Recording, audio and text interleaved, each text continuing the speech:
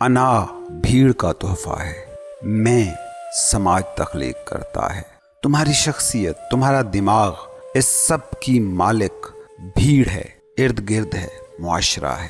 اب تمہارے ارد گرد موجود بھیڑ پنجابی، گجراتی، پشتو، پوٹوہاری بولتی ہے تو تمہاری زبان بھی وہی ہو جاتی ہے۔ اسی زبان کے ذریعے سے تم سب کچھ جانتے ہو اور اپنے جانے کو بتاتے ہو۔ حتیٰ کہ خدا کا بھی ذکر کرنا ہو تو اسی زبان میں کرتے ہو، اس سے بھی رابطہ کرنا ہو تو اسی زبان میں کمیونیکیٹ کرتے ہو۔ پھر اسی زبان کی بنیاد پر ایک اور شناخت تم اپناتے ہو، خود کو پنجابی، پشتون، گجراتی، پوٹوہاری سمجھتے ہو۔ بھیڑ کا ایک مذہب ہوتا ہے، اس مذہب کو اپنا مذہب مان لیتے ہو۔ ارد گرد ہندو تو تم کہتے ہو میں ہندو، ارد گرد مسلمان تم کہتے ہو میں مسلمان، ارد گرد عیسائی تو تم کہتے ہو میں عیسائی۔ اور پھر کوئی بھی مذہب کا ماننے والا ہو، وہ خود کو سپریم مانتا ہے، خود کو حق پر مانتا ہے، اور یہ بھی تمہیں بھیڑ سکھاتی ہے۔ مذہب تو زندگی کا راستہ ہے، تم اس راستے پر آنکھیں بند کر کے چلے تو بھیڑ کے ساتھ دوڑتی بھیڑ ہو اور کچھ نہیں۔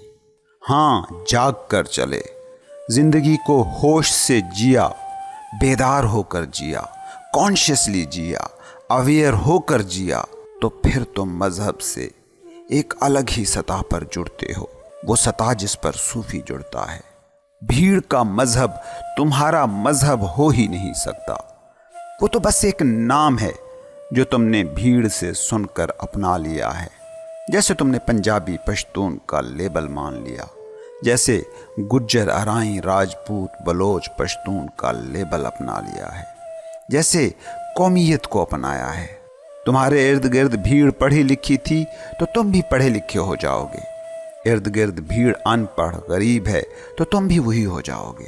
جو بھی تم خود کو سمجھتے ہو، اس سب کو سوچنا، وہ سب بھیڑ کی عنایت ہے، وہ تمہاری کمائی نہیں ہے۔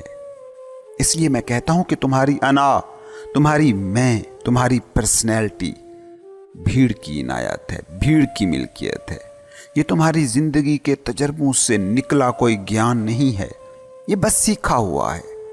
طوطے کی طرح تم نے کچھ چیزیں رٹ لی ہیں اور بھینس کی طرح ان کی جگالی کر رہے ہو، اور بھیڑوں کے ریوڑ کی طرح چلے جا رہے ہو۔ جو تمہارا ریئل سیلف ہے وہ خدا کا عطا کردہ ہے، وہ زندگی کا تحفہ ہے، وہ کسی بھیڑ نے نہیں بنایا۔